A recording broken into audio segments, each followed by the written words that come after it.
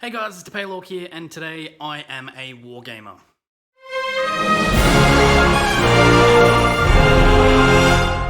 So today I'm doing a response video to the call out I got from Big D from Gamecraft Dragon, and also Roxy Derivata, Autumn from Roxy Derivata. So huge thank you to those guys. I love their channels, love their work.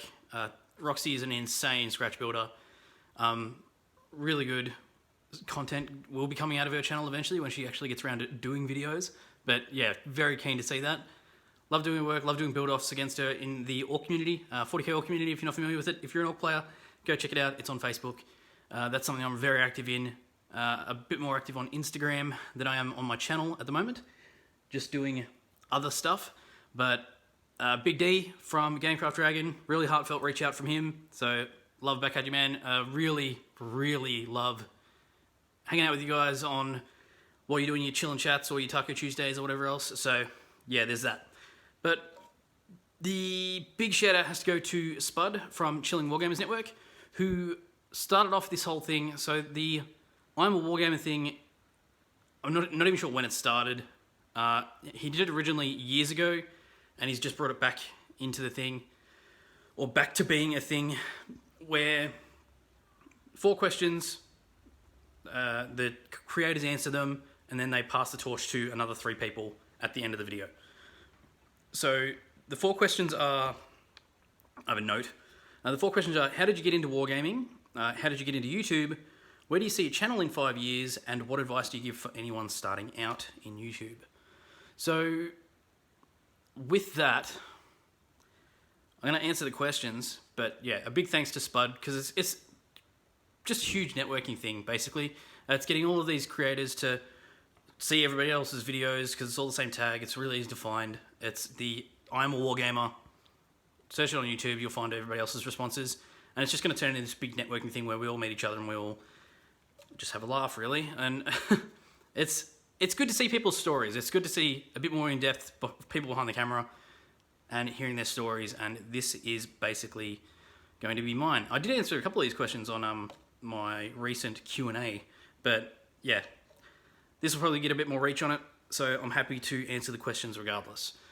So the first one is, how did you get into wargaming? And for me, when I was in primary school, I used to play Magic the Gathering, which is a trading card game, and the friends that I played it with, we'd actually get the cards from a GW affiliated store. So the 40k stuff was always there, but I wasn't playing the game because I didn't have the money. So I didn't, and my parents were at the time pensioners, so like I've never really had like super huge amounts of money to just blow on it, and I was never really afforded that as like a luxury. So when I wanted to get into 40k, I was actually like buying 40k. I was in the middle of high school and I bought it with money I'd earned working a job.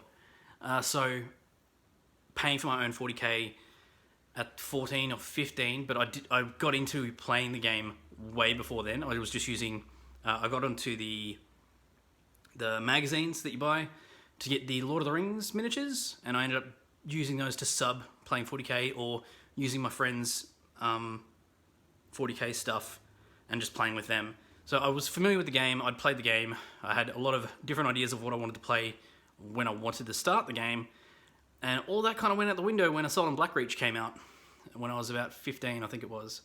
And a friend of mine and myself were like, screw it, let's get into this, let's start.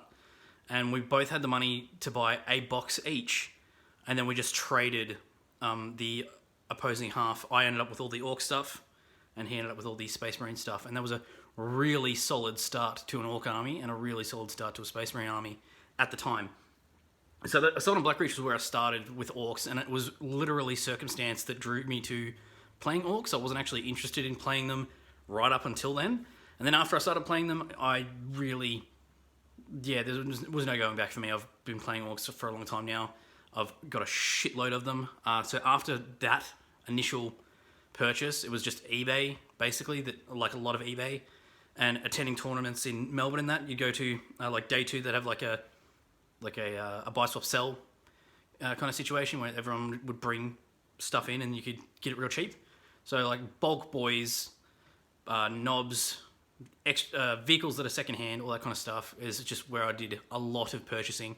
So that was me getting into the orc side of stuff and getting into playing the game. But so yeah, basically really early age for me, and just playing through groups and whatever else. But yeah, starting through high school was when I got into it and how I got into it. So that was really good. Question number 2 was, how did you get into YouTube? And for me, it's a bit of a...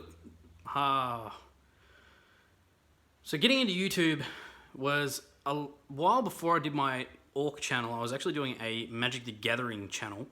So before I did that, I was part of a X-Mage group on Facebook, and they had a YouTube channel. So X-Mage, for anyone not familiar, it's a Magic the Gathering like simulator, which is basically Magic Online but for free, and created by these German guys that I don't know how legal it is or otherwise, but it was awesome. The database had every card in existence, and you could build decks, play for free, do all kinds of competitive formats.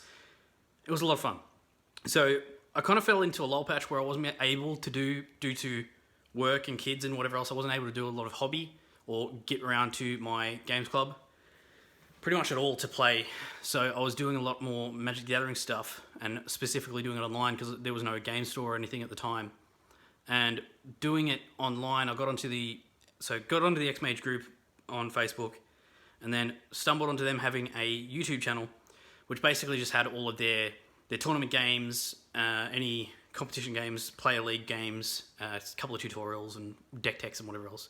And I looked at the channel, and it wasn't pretty, basically. So putting it nicely, it wasn't pretty. No, there wasn't a lot of effort went into the actual presentation of the whole thing.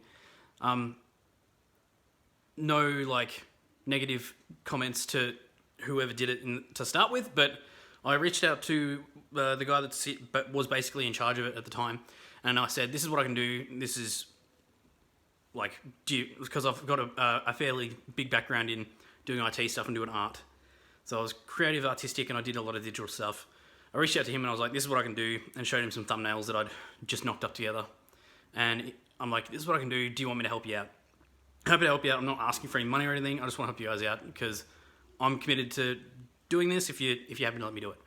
And he did. So I was working on their YouTube channel, doing content for them and doing thumbnails for them for a while, and then I figured, screw it, I can do it for you guys. I may as well try to do it for myself and see how I go. So I created Xander's Quest, which was a hell of a lot of fun. I did it for 4 or 5 years before time constraints and other stuff, like having kids, kind of made it so it wasn't really possible for me to do it the way that I wanted to do it.